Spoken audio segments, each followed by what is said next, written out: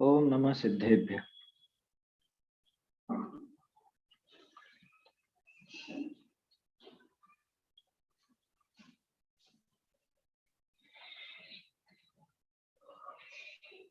नमो देव अरहंत सिद्ध आचार्य जुग छाय, साधन को नित प्रति जजूं ये मन हो सहाय। जिन वाणी माता नमो मन धर हर्ष अपार, ता प्रसाद शिव सुख लहू पाऊं निज पद सार। छीतर जी काला द्वारा रचित जिन प्रतिमा यथावत स्वरूप बहुत सुंदर ग्रंथ है और समझने लायक है। हमारी प्रवृत्ति को सुधारने वाला और समझ लीजिए कि हमारे श्रद्धान को सुधारने वाला ग्रंथ है। और ये बातें सुनने में थोड़ी सी ऐसी लगती हैं कि थोड़ा ज्यादा ही खींच दिया या ज्यादा ही कठोर है या इस तरह की बातें लगती हैं, लेकिन वास्तविकता से विचार करें तो अगर इतनी भी विनय और देवशास गुरु के स्वरूप के प्रति इतनी भी दृढ़ता अगर अंदर में ना हो तो वो जो स्वरूप, वो जो तत्व स्वरूप हमारे आचार्यों ने, देव शास्त्र गुरु ने बताया है, वो कैसे उतरेगा? वो कोरी ऊपरी बातें रह जाएंगी। अगर ये दृढ़ता अंदर में ना हो तो वो सिर्फ बातें ही हैं और क्या है। क्योंकि अध्यात्म की या तत्व की बात या उसका खुलासा ये तो अन्य मती भी अपना पढ़ करके कर देते हैं, अखबारों में लेख लिख देते हैं जैन दर्शन के ऊपर। लेकिन वो श्रद्धान अगर इस तरह का नहीं है, इसी दृढ़ता नहीं है, इतना विनय नहीं है देवशास गुरु का, तो वो बात वास्तव में अंदर उतर नहीं सकती, वो कोई ऊपरी ऊपरी बातें रह जाती। इसलिए ये बातें समझना जरूरी है।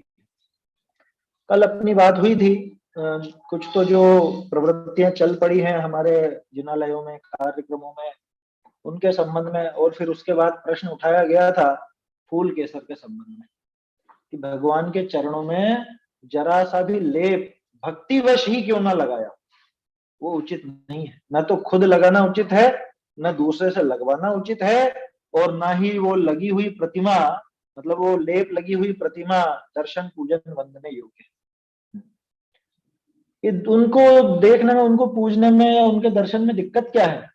दिक्कतें तो और भी आगे भी बताएंगे, लेकिन एक छोटा सा अपने को ये बात समझ में आती है कि भाई जब आपने ऐसी ही प्रतिमा मान ली, माने ऐसा ही स्वरूप आपने स्वीकार कर लिया जिनेन्द्र भगवान का, तो फिर सच्चे स्वरूप की आपको क्या महत्ता है? फिर तो कैसा भी मान लो। जब ऐसा मान लिया तो फिर कैसा भी मान लो। श्वेतांबर प्रतिमा का उदाहरण भी आया था।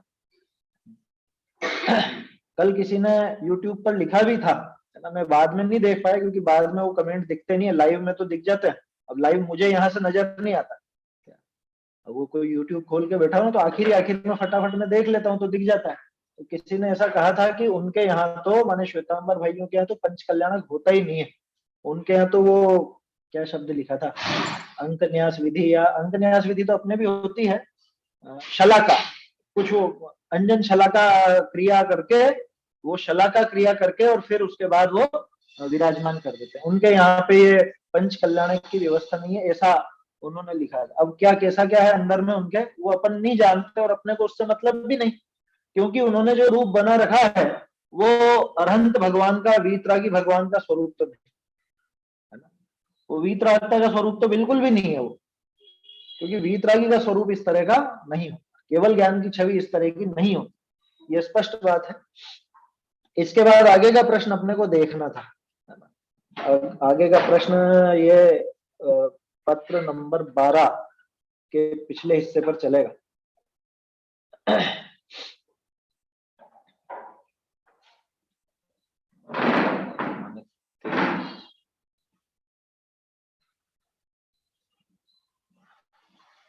देखिए ये ना,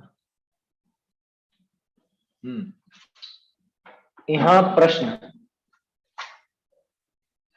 ये है थोड़ा ऐसा बन गया है ना, तो कुछ अलग मत समझना, यहाँ ही है वो। यहाँ प्रश्न कि तुमने केसर चंदन चर्चित प्रतिमा जी को पूजना तथा वंदना नहीं बताया, सो तो जाने, पर पूजन वंदनादिक नाही करिए, तब चर्चित प्रतिमा जी को अपूज्य गिने, अपूज्य गिने कहा। सो कहो क्या है प्रश्न, समझ में आया? कि भाई आपने केसर चंदन लगी हुई प्रतिमा, चर्चित माने लगी हुई है ना, जिस पर केसर चंदन की चर्चन किया गया, ये कौन सी? ये तो इंदौर वाली दिखा तुम्हारे पास, है ना? इंदौर वाली में पेज दूसरा आएगा, अलग आएगा ये, उसका अपने को ध्यान नहीं है। ये पाटन वाली में तो 12वें का पिछला हिस्सा है। देखो इधर आ जाओ, यहाँ आ जाओ, 11 का आगे। हाँ देखो क्या कहा कि तुमने केसर चंदन चर्चित प्रतिमा जी को पूजना तथा वंदना नहीं बताया, सो तो जाने कि हमने ये तो बात जानी कि भाई उनकी वंदना पूजन आदि नहीं करी, पर पूजन वंदनादि नहीं करिए, तब चर्चित प्रतिमा जी को अपूज्य गिने कहा। क्या हम उसको अपूज्य गिने? फिर उनको क्या गलत गिने? वो अपूज्य हो गई फिर तो प्रतिमा। ध्यान रखना प्रश्न क्या है कि वो जब लगा हुआ है फूल के साथ आदि लगा हुआ है, तो फिर वो प्रतिमा अपूज्य हो गई क्या? क्योंकि आप तो कह रहे हो उसकी पूजा वंदना करनी ही नहीं है, तो माने अपूज्य हो गई, वो अपूज्य मानो उसको। तो क्या कह रहे हैं? ताका समाधान, हे भद्र, जिन बिंब है सो अपूज तो कैसे है? वे तो सदाकाल परमेष्ठी पूजनीक ही है, और जो जिन प्रतिमा जी केसर चंदन चर्चित होए ताकू पूज्य गिणे है, सो तो प्रगट मूर्ख है ही।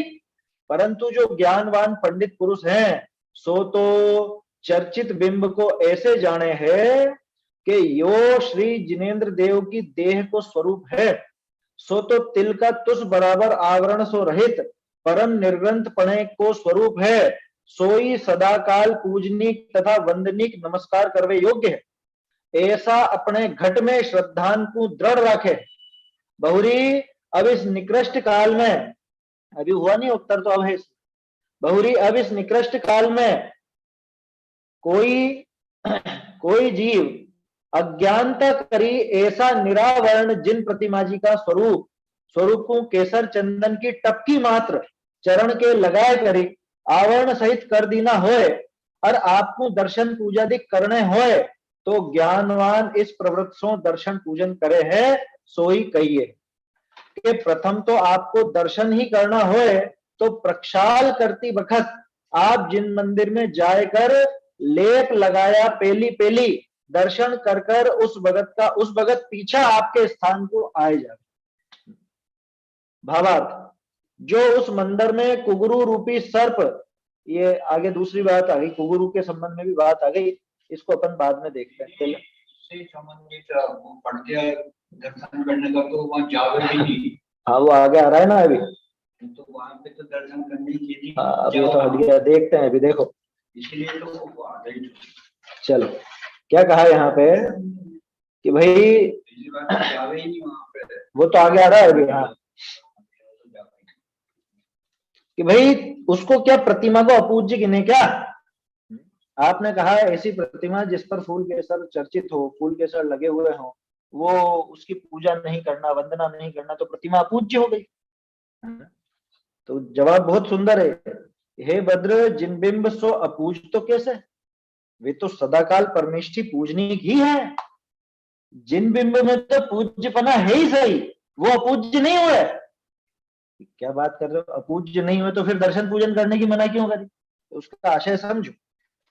और जो जिन प्रतिमा जी केसर चंदन चर्चित होए ताकू पूज्य गिणे है, सो तो प्रगट मूर्ख ही है। क्या मतलब कि प्रतिमा जी तो पूज्य ही थी, लेकिन प्रतिमा जी पर अगर फूल केसर लगा हुआ हो और उसको पूज्य गिने, उस समय पूज्य गिने, वो तो प्रगट मूर्ख। परंतु जो ज्ञानवान पंडित पुरुष हैं, जो समझदार व्यक्ति हैं, वो तो चर्चित बिंब को, यानी वो लगे हुए बिंब को, जिस पर फूल केसर वगैरह कुछ भी लगा हुआ है, कोई लेप लगा हुआ है, उसको ऐसा जानते हैं कि यो श्री जिनेन्द्र देव की देह को स्वरूप है, कि ये जो प्रतिमा है ये साक्षात जिनेन्द्र भगवान की जैसी देह, वैसा का वैसा इसका स्वरूप है ना, जिनेन्द्र देव की देह का स्वरूप है। सो तो तिल का तुष बराबर आवरण सो रहित परम निर्गंध पणे को स्वरूप। भाई वास्तव में प्रतिमा कैसी होती है कि जैसे जिनेन्द्र है वैसी की वैसी होती है। तो जिनेन्द्र भगवान जब बिल्कुल आवरण से रहित हैं, परम निर्ग्रंथ है, परम निर्ग्रंथ स्वरूप जिनेंद्र भगवान का है, तो उसमें उनकी प्रतिमा में क्या दिखेगा? वहां पे भी तो यही वीतरागता दिखनी चाहिए ना, वहां भी परम निर्ग्रंथ पना दिखना चाहिए, वो भी आवरण से रहित होनी चाहिए। सोई सदाकाल पूजनीक तथा वंदनीक नमस्कार करवे योग्य है। क्या माने? जैसा भगवान का शरीर है वैसे की वैसी जिनेंद्र प्रतिमा बनाई जाती। अब जैसे भगवान आवरण से रहित हैं, वैसे ही प्रतिमा भी आवरण से रहित हो तो सर्वदा पूज्य है। और अगर स्वरूप तो वैसा का वैसे, लेकिन ऊपर से आवरण लगा दिया गया, तो अब पूज्य कैसे? उस समय पूज्य कैसे? तो क्या प्रतिमा अपूज्य हो गई कि नहीं? प्रतिमा अभी भी अपूज्य नहीं हुई, ये समझना इसकी बारी की। क्या प्रतिमा में अपूज्य बना नहीं है, लेकिन उस समय वो पूजनीय नहीं। क्यों? क्योंकि जिनेंद्र भगवान के स्वरूप से अलग हो गया अभी इसका।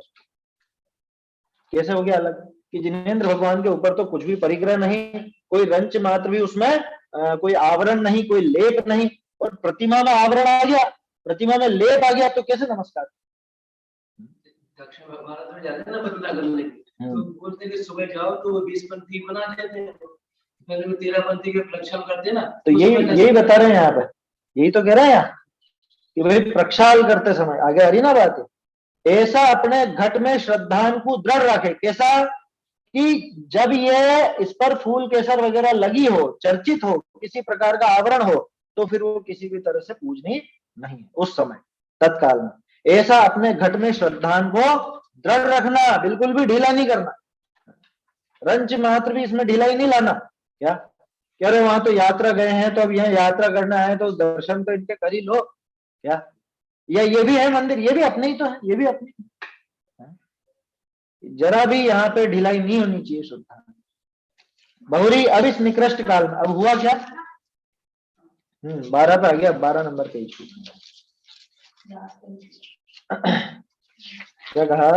बहुरी अब इस निकृष्ट काल में कोई जीव, भाई प्रतिमा तो पूज्य है, तो सदा पूज्य है ही सही, लेकिन अगर भगवान के जैसा ही स्वरूप हो, तो अगर भगवान के स्वरूप से विपरीत आपने कुछ आवरण लगा दिया, कुछ केसर टिक्की आदि चर्चित कर दिया, तो उस समय वो पूजनीय नहीं रही, मतलब वो दशा उस समय वो पूजा करने लायक नहीं। लोग कहते हैं कि हम तो बिना दर्शन के खाना वगैरह नहीं खाते। हाँ, तो अब क्या करें? 20 पंथी मिल रहे, दर्शन तो कर लो इनके। नहीं, आगे आएगा, ये भी आएगा, बढ़िया प्रश्न, आगे इसमें बताएंगे क्या करना है ना, इसमें आ जाएगा वो। अभी इस प्रश्न को दिमाग में रखना आपने, अभी उस पर बात अपन इसलिए नहीं कर रहे हैं कि फिर वो आगे मतलब नहीं रहेगा।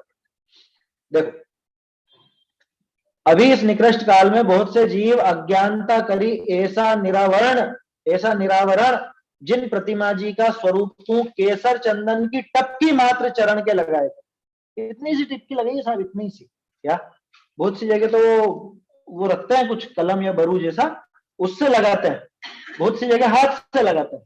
तो हाथ की लगी हुई तो उंगली के ये जो नोक है इसके बराबर रहती है, और वो लौंग या वो जो बरू की कलम रहती है उसमें उसके बराबर। बहुत सी जगह इतनी सी, अब उनको समझ में नहीं आता, लगाना हो तो भर के ही लगाओ, फिर तो इतनी सी क्या फलदायी होगी? अगर इतनी सी लगाने में धर्म है तो इतनी लगाओ ना, ज्यादा धर्म हो। और इतनी क्यों लगाओ? पूरे पे लेप लगा दो फिर, हाँ ज्यादा पुण्य होगा, वो आएगा इसमें। देखो, तो बहुत से जीव अज्ञानतावश, ऐसा अज्ञानता से, देखो ये तो भक्ति हृदय में वो लगा रहे भक्ति भाव से, लेकिन ऐसी भक्ति किस काम की जिसका मूल अज्ञान है, जिसके मूल में अज्ञान बैठा है। अज्ञानता से की गई भक्ति क्या फलदायी होगी? क्या समझ में आ रही है बात? कि मैंने तो भक्ति से करा साहब काम। अज्ञानता करी ऐसा निरावरण जिन प्रतिमा जी का स्वरूप को केसर चंदन की टपकी मात्र, कहां पर? चरण के लगाए करी आवरण सहित कर दीना होए, और आपको दर्शन पूजा भी करने होए। अगर करना ही है आपको दर्शन, तो क्या करना? तो ज्ञानवान इस प्रवृत्ति से दर्शन पूजन करे। कौन सी प्रवृत्ति से? सो ही कही है कि प्रथम तो आपको दर्शन ही करना हो। अगर ये क्यों लिख रहे हैं ये? अगर करना ही हो तो मतलब आपके यहाँ पे दूसरी व्यवस्था नहीं हो। समझ में आ रही बात? अगर आपके यहाँ 2-3 मंदिर, 2 भी मंदिर हैं, और वहां पे आपको वीतराग प्रतिमा बिल्कुल यथावत मिल रही है, तो आपको दूसरे की आवश्यकता नहीं।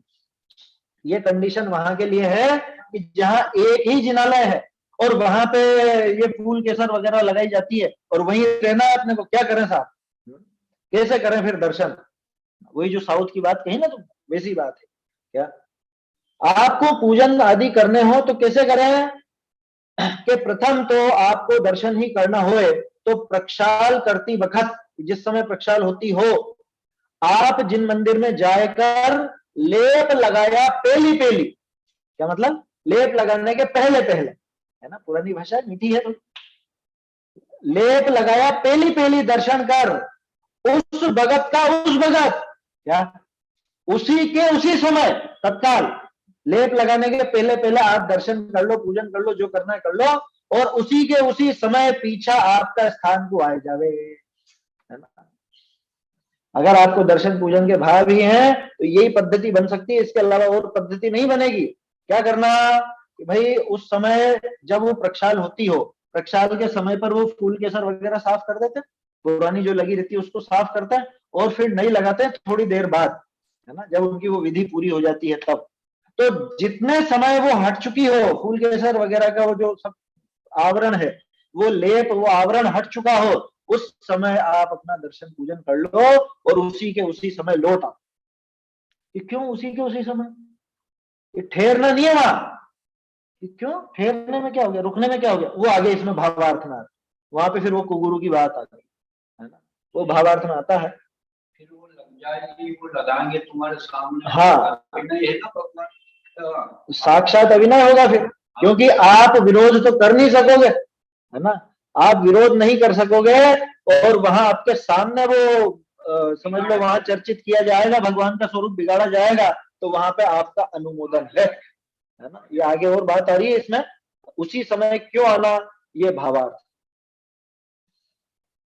यहां तक तो आ गया ना समझ में, बिल्कुल सीधा, कोई कठिनाई नहीं है कि अगर हमको दर्शन करना ही है तो उसकी विधि यही है कि जिस समय प्रक्षाल हो रही हो उस समय जाए और वो टिपकी लगाने के पहले पहले अपना सब काम निपटा करके लौट, अधिक देर रुके नहीं। एक चीज और इसमें, है ना, बहुत से लोग इतने, क्या कहें, अभी इतनी अंदर से द्वेष बुद्धि रखे हुए होते हैं कि उनको पता है जैसे ये आता है और ये दर्शन नहीं करता है फूल केसर के लगे हुए, तो जब वो आवे और उसी के सामने खटाक से लगाने लगे। हाँ मालूम है, ऐसे बहुत सी जगह है, यही नहीं है, तीव्र कसाई होते हैं ना, वो इस तरह का काम भी करते हैं। तो फिर क्या करें साहब, उसकी भी विधि आगे आएगी, उसका जवाब देंगे आगे, क्या घबराना नहीं, आगे सब आएगा जवाब। पहले तो ये समझ लेना, ज्यादा देर क्यों नहीं रुकना। भावार्थ, जो उस मंदिर में कुगुरु रूपी सर्प, लो कुगुरु को सर्प के दिया, इन्होंने नहीं कहा, उपदेश सिद्धांत रत्नमाला में ही कहा हुआ है, सबको एकम मरणम, है ना, टोडरमल जी ने कोट करा वो, सर्प से भी अधिक बताया वहां तो। हाँ, सर्प से तो यही भाव बिगड़ा है, मतलब इसी भाव में मरण होगा। हाँ, बिगड़ा तो अपन यूं कहो कि सांप से मर गया, बाकी वो कुगुरु रूपी सर्प का डसा हुआ तो भव भव में अनंत भवों तक दुखी होगा। जो उस मंदिर में कुगुरु रूपी सर्प ऐसे भेषी, पाखंडी, रक्तांबरी रहते होए तो उनसो वचनालाप करे नहीं, कारण उनसे वचनालाप करने में तथा लाल पाल रखने में अपने धर्म को दूषण लागे है, ऐसा जान। बहुरी कदाच आपको स्वाध्याय वगैरह करनी होए तो एकांत स्थान बैठ करी वह अपने घर में आए करी शुद्ध जाएगा में कर ले वे, है ना। बहुरी कदाच फिर आपको पूजन जी करनी होए तो प्रथम ही छाण्या, है ना, छाण्या ये जैसा बन गया ये, प्रथम ही छाण्या जलसों आप स्नान करी, उज्जवल वस्त्र पहर, तुच्छ जल निर्मल लेक जिन बिंब की प्रक्षाल करी। हाँ, उज्जवल वस्त्र पहनकर, है ना, और क्या प्रक्षाल करी, कोई पदार्थ को लेप लग्या होए ताकू दूर कर साक्षात निर्ग्रंथ पणा को स्वरूप करे, फिर पूजा वंदन आदि करे। ऐसा भी हो सकता है उज्जवल वस्त्र पहन के, प्रक्षाल के समय में चले जाओ तो वो हट जाएगा। तो ये बता तो रहे, यही तो कह रहे हैं भाई, अगर अपने को पूजन वगैरह करनी हो, अभी दर्शन की बात आई थी, अभी तक दर्शन की बात करी, उसके बाद पूजन की भी बात करी, नहीं उसी समय यदि मान लो कि अपने के साथ दिक्कत आने लगी ना कि हम्म। वो तो टिक्की लगा दे उसमें, तो अपन प्रक्षाल के कपड़े पहन के जाओ तो उसमें हट जाएंगे। यही तो लिखा है कि भाई अपन खुद वो वस्त्र पहन करके, शुद्ध वस्त्र पहन के वहां पे चले जाओ, है ना। देखो क्या कह रहे हैं, कारण क्या बताया था, ज्यादा देर क्यों नहीं रुकना, कि जो उस मंदिर में कुगुरु रूपी सर्प ऐसे भेषी, पाखंडी, रक्तांबरी, ये एक ही व्यक्ति के लिए नहीं है, अलग अलग है, चाहे वो रक्तांबरी हो, भट्टारक हो, चाहे वो भेषी हो, भेषी का मतलब समझ गए, जिसने वेश तो मुनिपने का धारण कर रखा है, लेकिन मुनिपना रंच मात्र में है ही नहीं, अंदर में न तो वो मुनिपना है, न बाहर से उसके वो आचरण नजर आता है मुनिपने का, ऐसे भेषी, ऐसे भेषी, पाखंडी, रक्तांबरी रहते हो। सोचो कितने कठोर शब्द लिखे, भला बुरा नहीं कहा, लेकिन वही पाखंड तो रचा है ना उन्होंने, बाहर से 28 मूल गुणों का नाम ले रखा है, और बाहर में न तो 28 मूल गुणों की क्रिया दिखती है, न अंदर में 3 कषाय चौकड़ी का भाव दिखता है, तो क्या कहा जाएगा ऐसे व्यक्ति को, पाखंडी तो कहेंगे। भेषी है, भेषी, मात्र भेष धारण कर रखा है, और भेष में भी क्या धारण कर रखा है, सिर्फ कपड़े ही तो उतारे हैं, 28 मूल गुण है वास्तविक वेश, तो क्या वो वेश कहां नजर आ रहा है। बहुत से लोग इतने भोले होते हैं, क्या कहते हैं कि हमको तो बस पीछी कमंडल से मतलब, हमें और कुछ से मतलब नहीं, हमें तो बस पीछी कमंडल होना चाहिए। वो पीछी कमंडल तो बहुत से हैं ऐसे, 500 लिखा है वो ले लेना नोट। वो नकली नोट आता है ना, पहले चूरन के नोट निकलते तो बच्चे खेलते थे, देखे होंगे आप लोग, अभी भी आते हैं नकली नोट बच्चों के खेलने, तो ले लेना भाई नकली नोट, उस पर भी वैसे का वैसे ही लिखा है बिल्कुल, है? आजकल तो और ज्यादा थोड़ी टेक्नोलॉजी बढ़ गई है, तो बिल्कुल कलर फोटोकॉपी करके निकाल देंगे, ले लेना फिर, कि हमें तो 500 लिखे हुए होने से मतलब है, क्या हमें तो गवर्नर का साइन जैसा उसमें वैसा का वैसा लिखे से मतलब है। अरे भाई ये ओरिजिनल होना चाहिए, ओरिजिनल की जो निशानी है वो सब निशानियां उसमें हो, तब जाकर के वो नोट स्वीकार किया जाता है। समझ में आ रही है बात, इसलिए बिल्कुल भी मन में कचास मत रखना, थोड़ी भी ढिलाई नहीं रखना। हाँ वहां नोट में कैसे परख करते हो, वहां देखते हो कि अरे बस लिखा हुआ 500 लिखा, वैसा ही रंग है, वैसा का वैसा ही छपा हुआ, ले लेते हो क्या, है? जो भी व्यापारी हैं अथवा जो भी जिसके जैसा काम पड़ता हो, बाजार जाओ तो वहां ऐसे ही ले लेते हो क्या, देखते तो हो ना कि सही है या नहीं, ये धूप में ऐसे ऐसे करके देखते हैं। बोलते हैं ना, समझ में आ रही है बात? पीछी कमंडल वाले बाबा तुमको लाखों प्रणाम। अच्छा, हाँ ऐसे भजन बने हुए, पीछी कमंडल वाले बाबा तुमको लाखों प्रणाम। पीछी कमंडल तो अन्य मत में भी होता है, पता है आपको, अन्य मत में भी होता है पीछी और कमंडल, और नग्न भी होता है, नागा बाबा तो नग्न नहीं रहते, कदाचित ये नहीं साधे उससे कठोर क्रिया साध लेते, और हिमालय की गुफाओं में और पता नहीं कहां कहां वो सारे वो कुतब करते ही है ना, वही विचार करना चाहिए। ऐसे भेषी, पाखंडी, रक्तांबरी रहते हो तो उनसे वचन लाभ करे नहीं, बिल्कुल भी बात नहीं करना, क्या आए समझ में, आगे होकर के बुलाए तो भी नहीं जाना, कि हमारे गुरु ऐसे नहीं होते जो किसी को बुलावे आगे होकर, उनको क्या लेना देना। ऐसे किस्से होते हैं कई बार जहां पे झगड़े चलते हैं ना समाज में, इस तरह के प्रसंग बनते हैं। हमारे यहाँ भी बहुत हुए पहले, यार चलो चलो आप बुला रहे, नहीं भैया नहीं जाना, हमें चर्चा ही नहीं करनी, हमको क्या करना उनसे, हम क्या समझा सकेंगे या समझ पाएंगे, हमारी बुद्धि बहुत मोटी है, हमको उनकी बात समझ में नहीं आती, क्या समय नहीं है। मतलब ही नहीं होगा कि काम। हाँ आया समझ में, जाना ही नहीं, बिल्कुल भी नहीं जाना।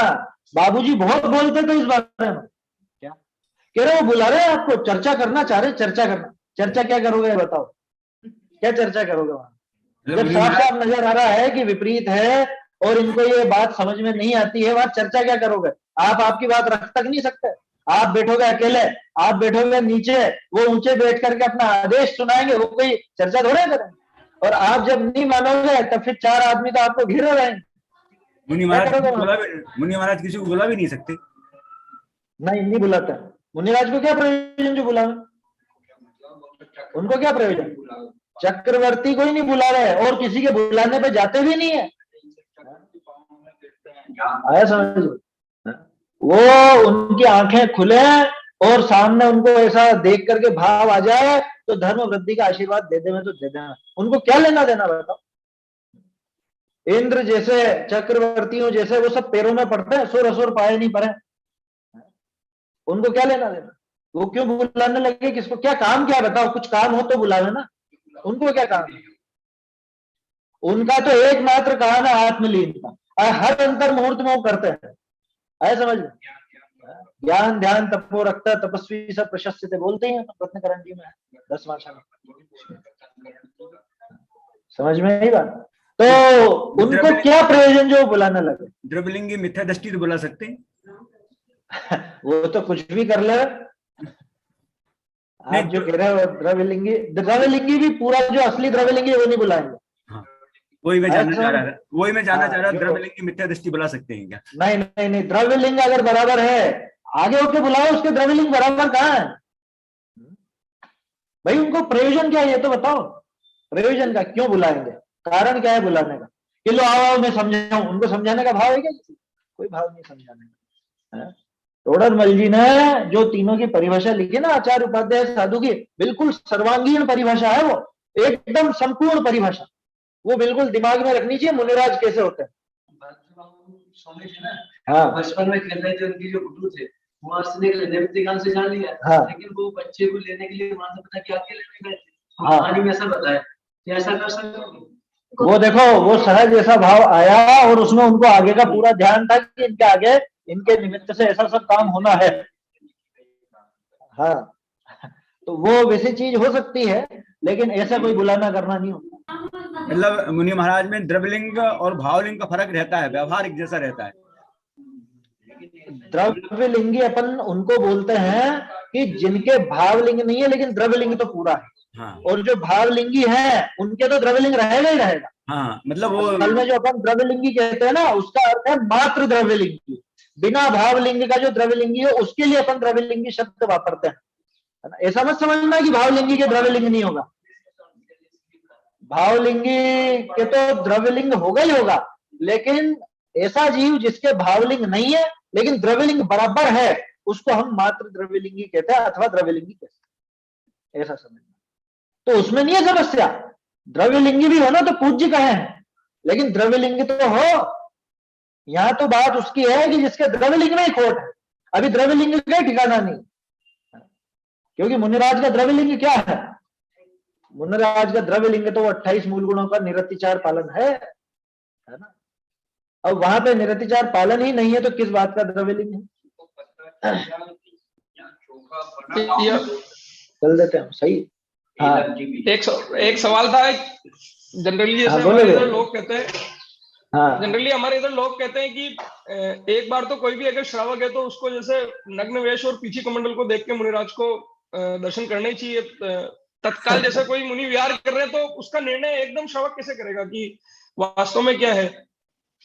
हाँ इसके संबंध में पहले करी तो है अपन ने बात, निर्णय हो जाता है, निर्णय हो जाता है। पीछी कमंडल देख करके नमस्कार कर लेना चाहिए, तब तो फिर दूसरे भी है पीछी कमंडल वाले, अन्य जो इधर लोग हैं वो भी लोग कहते हैं कि ऐसा कहीं लिखा हुआ है क्या कि फर्स्ट तो श्रावक को मतलब लिखा हुआ देख के, और नहीं ऐसा नहीं लिखा हुआ है, ऐसा नहीं लिखा है कि नग्न वेश देख करके नमस्कार कर ले।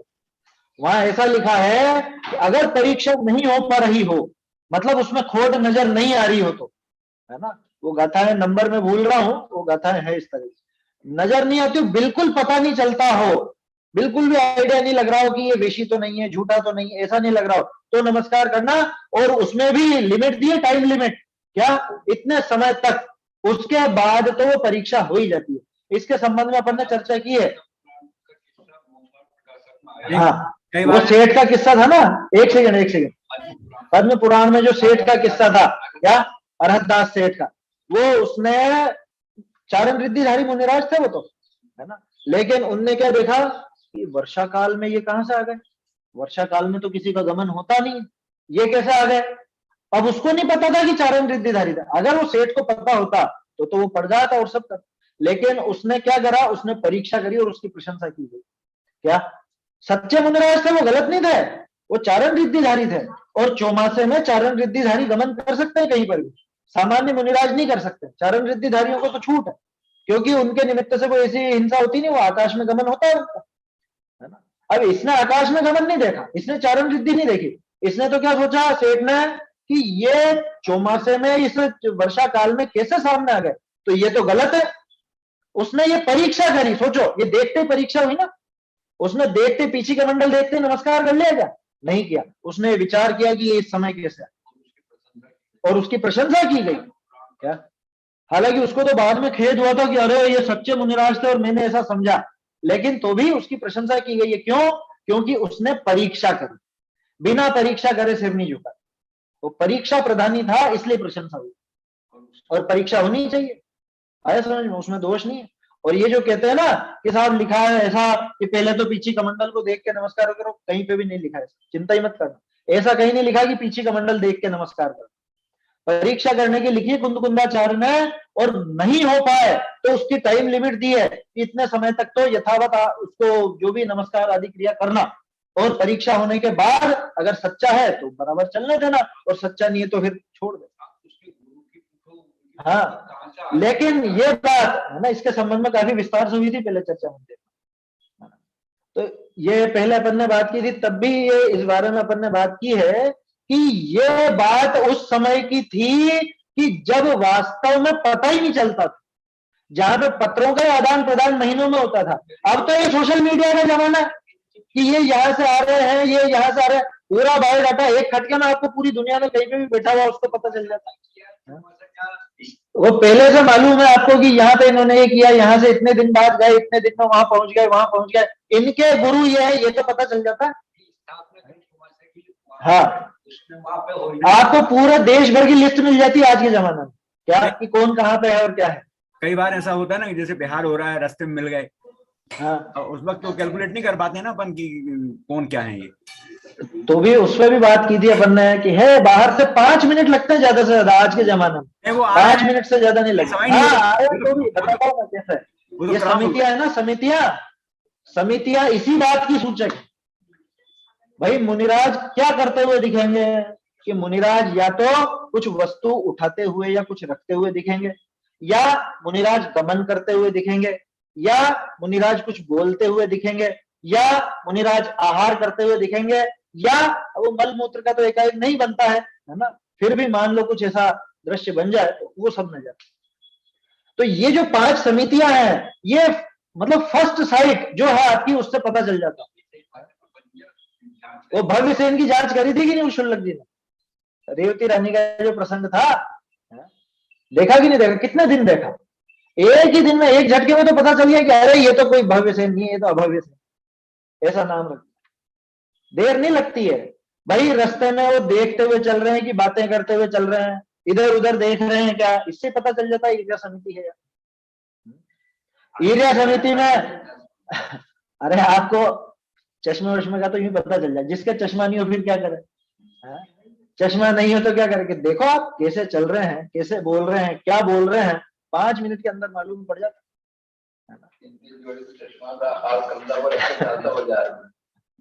वो तो यूं ही पता चल गया, हाथ कंधे पे रखा हो तो एक झटके में ही खत्म। क्या वो तो है ही नहीं। बिहार करते समय मुंडी हिला हिला के जवाब दे रहे हैं, मान लो। हाँ तो नहीं है ना, बता तो दिया। दमन मौन पूर्वक होता है मुनिराज का। देखो ये गड़बड़ियां क्यों हैं, मौन तो ये प्रश्न क्यों खड़े होते हैं? ये इसलिए खड़े होते हैं क्योंकि वास्तव में मुनिराज का आचरण कैसा होता है, इस संबंध में कोई न तो पढ़ता है, न बोलता है, न बताता। क्या वो खुद कहते ही नहीं है कि तुम ये देखो हम कैसे होते हैं, वो कहते ही नहीं है कि हम मुनिराजों का स्वरूप कैसा है तुम पढ़ो। पढ़ने का तो कौन कहे? यहाँ तो आजकल ऐसी दशा होगी है कि आलू प्याज तक नहीं छोड़ाते, न रात्रि भोजन छोड़ाते हैं, छुड़ावे तो उनका छूटे सब। हाँ, असली की तो बात ही नहीं आ रही है। असली तो बिल्कुल घबराएंगे क्यों, वो क्यों कहेंगे कि मत पढ़ो या पढ़ो? वो तो कहेंगे, कुंदकुंदाचार्य ने तो कहा कि अगर विपरीतता मिले तो नमस्कार मत करना। ये कुंदकुंदाचार्य के कथन है। और आज विपरीतता दिखती है, और विपरीतता जिसमें दिखती है वो ये कहता तुम हमको नमस्कार नहीं करते हो, तुम धर्म के द्वेषी, तुम श्रमण संस्कृति के विरुद्ध हो। और वो बनाते हैं श्रमण संस्कृति रक्षा है, श्रमण संस्कृति रक्षा शिविर लगाएंगे। कौन कर रहा है रक्षा, है बताओ? श्रमण संस्कृति की रक्षा कौन कर रहा है? हम लोग कर रहे हैं श्रमण संस्कृति की रक्षा। कि श्रमणों की संस्कृति क्या है, श्रमणों का स्वरूप क्या है, ये जानते भी हो, ये जानते नहीं और कहते हैं कि हम श्रमण संस्कृति की रक्षा करेंगे। कहां से कर लेगा? तुझे खाने पीने का विवेक नहीं, रात दिन का विवेक नहीं, अभक्ष भक्ष का विवेक नहीं, सदाचार का विवेक नहीं, और कहता है कि हम श्रमण संस्कृति की रक्षा करेंगे। श्रमण क्या होता है, कैसा होता है, मालूम भी है? कौन है श्रमण संस्कृति का उपासक? कौन है? कि हम हैं। हम जानते हैं कैसे होते हैं मुनिराज, हमने पढ़ी है मुनिराज की बातें, हम जानते हैं मुनिराज का स्वरूप क्या और क्या नहीं। आया समझ में? जो खुद श्रमण का पद धारण करके और उसमें दोष लगाए और वो श्रमण संस्कृति की रक्षा कराए। इसलिए ये चीजें जानना जरूरी है। ये यह इन्होंने सीधे कह दिया, रुकना नहीं, ऐसी जगह रुकना ही नहीं। मुनिराज तो परम पूज्य हैं। वो तो 3 लोक में सबसे उत्तम है, अरहंत और सिद्धों के बाद साक्षात उन्हीं का नाम आता है, परम पूज्य होता है मुनिराज। समझ में आ रही है बात? लोग यूं सोचते हो कि अरे ये तो मुनि विरोधी है, मुनि विरोधी। क्या मुनि विरोधी हमें कि तुम हो? जिन्होंने मुनिराज का स्वरूप बिगाड़ दिया, जिन्होंने स्वरूप ही गलत समझ रखा है, वो मुनि विरोधी हुआ। कि जो मुनिराज के स्वरूप के संबंध में सच्ची बात करता है वो मुनि विरोधी हुआ। तो कुंदकुंदाचार्य सबसे बड़े मुनि विरोधी कहलाए तुम्हारी नजर में। अष्टपौरुष जैसा ग्रंथ लिख दिया, गुणभद्राचार्य आत्मानुशासन लिख दिया। करते हैं ना क्या अष्टपावट जी और समयसार जी का तो मना बोलते हैं कि ये श्रावक की पढ़ने योग्य नहीं है, ये सिर्फ मुनि पढ़ते हैं इसको। जहां पे मेरी पोल खुलेगी तो मैं तो मना करूंगा ही सही उसकी। समझ में आई बात? समयसार की मना करते हैं, ठीक है, तो समयसार पे टीकाएं किन किन की?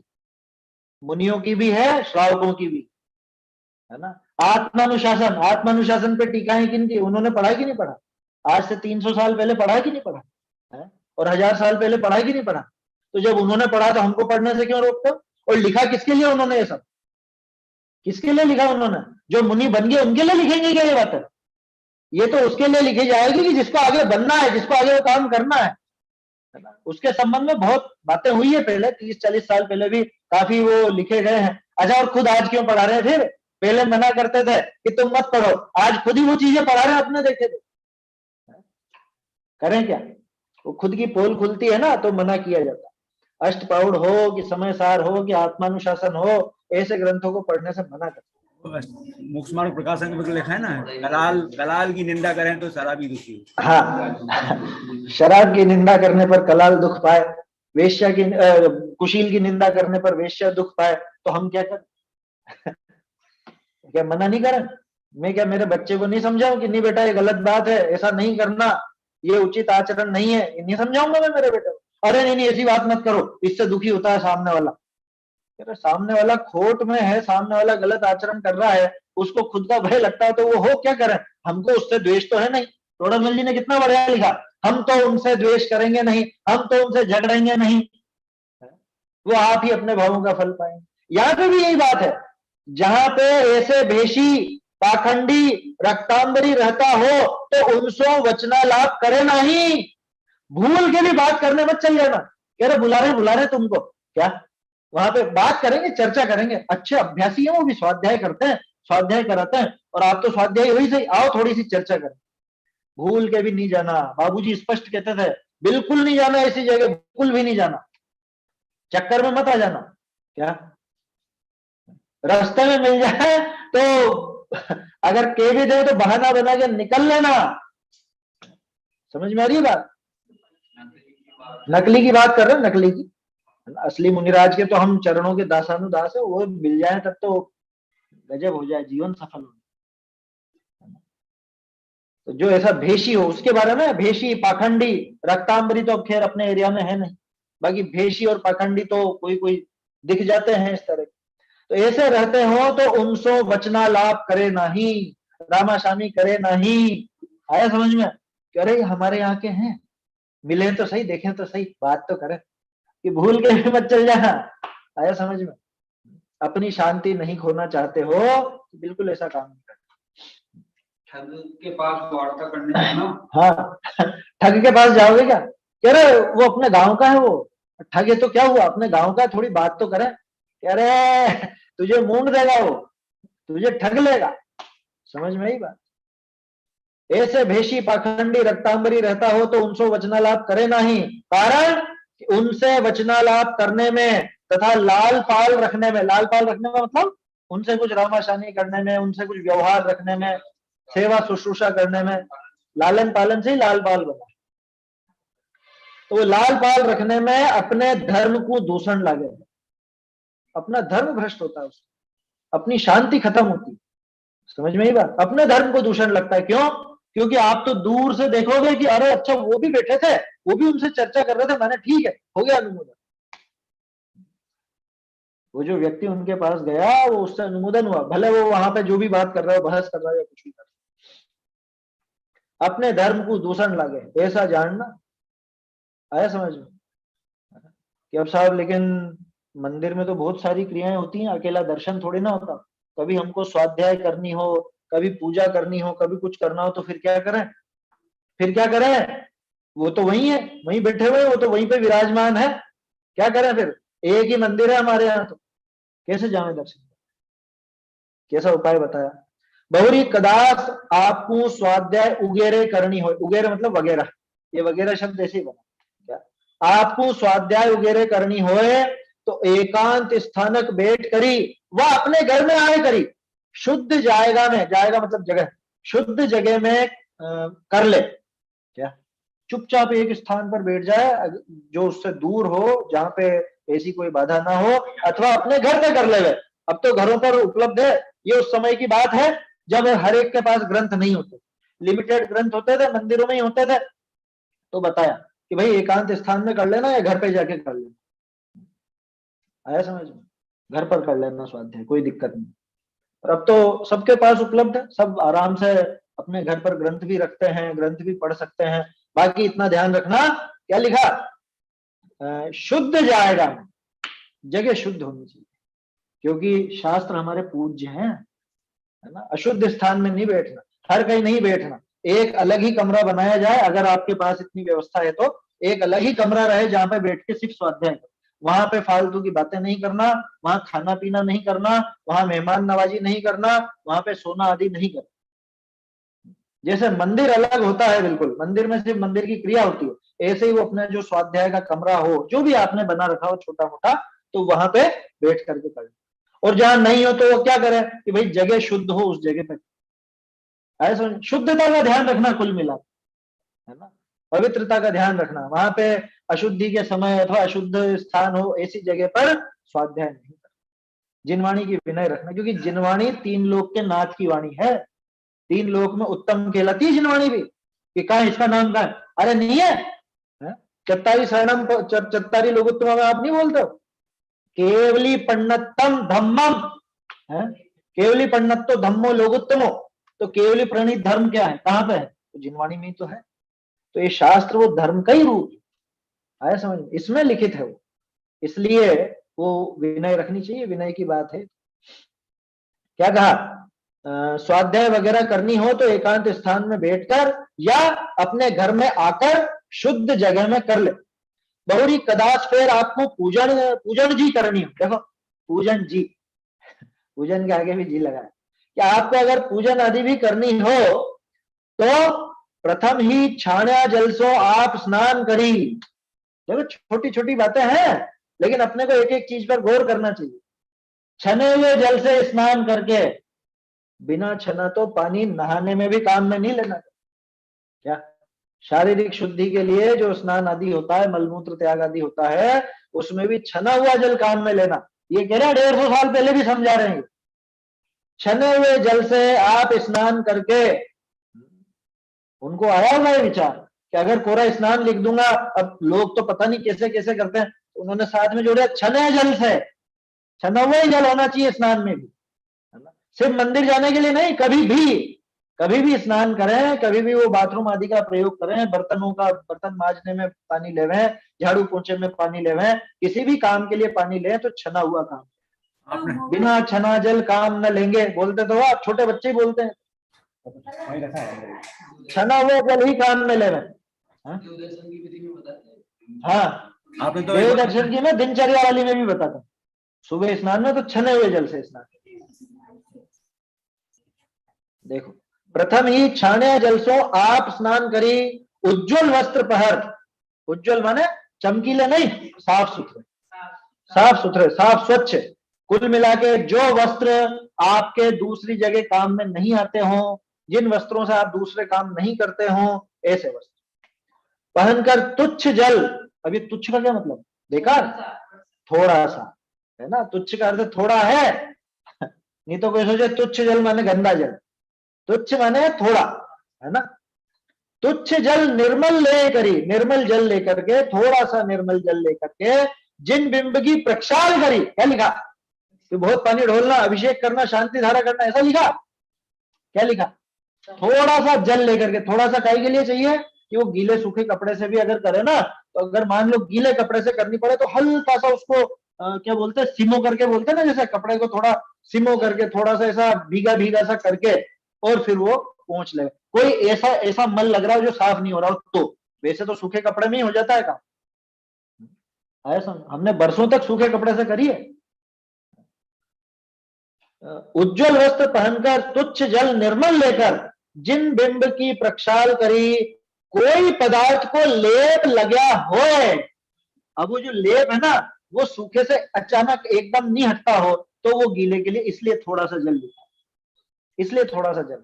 कोई लेप वगैरह लगा हो, ताकू दूर कर, अभिषेक करिए नहीं लिखा, तुच्छ तो लगेगा ही नहीं ना वहां। तुच्छ से कलश अभिषेक होंगे भी नहीं।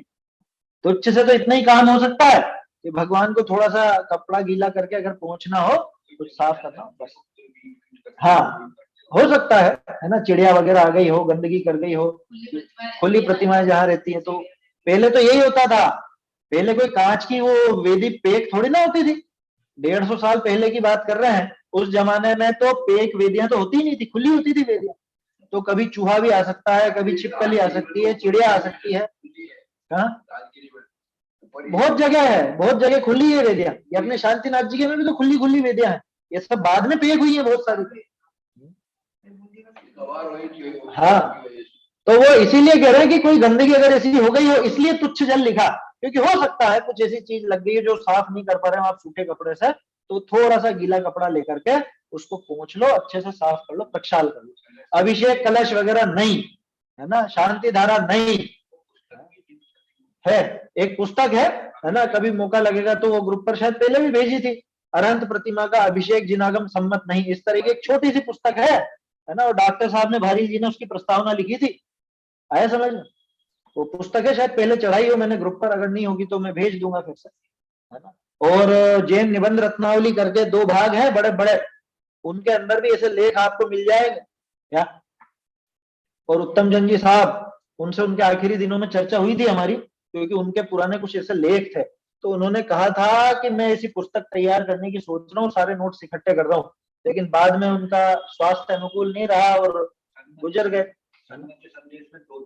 हाँ, सन्मति संदेश में आए थे, पहले सन्मति संदेश आती थी ना पुरानी पत्रिका, उसके अंदर इस तरह के काफी लेख आए हैं, 3-4 बार आए हैं इस तरह के।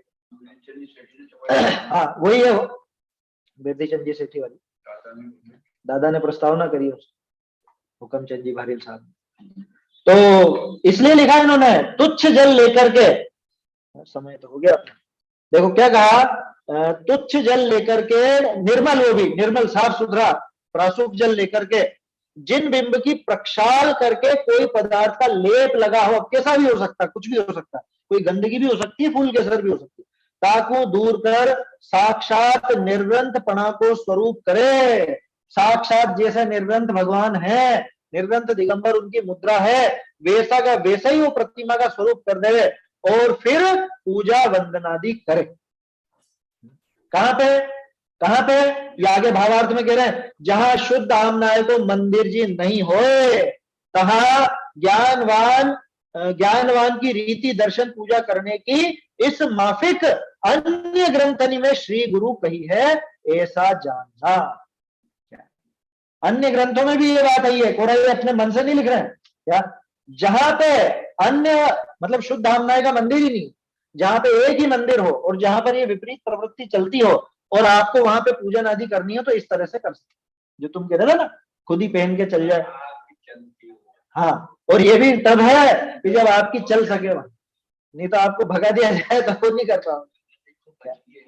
वहां तो जो पहले विधि बताई कि चुपचाप उस समय दर्शन पूजन आदि करके आ जाना, जो भी बन सके, जितना देर आपको मिल सके उतने में कर ले।